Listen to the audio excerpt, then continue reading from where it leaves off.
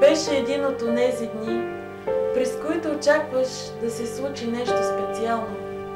Като моментите преди пролета да почука на вратите ни и някак си усещаш, че въздухът е изпълнен с електричество, което почти можеш да чуеш, а хората се събуждат от зимният си сън и отварят сърцата и душите си. В този ден разбрах, че това е от онези невероятни, прекрасни неща, които искаха да знам, че трябва да следвам чувствата и мечтите си. Винаги.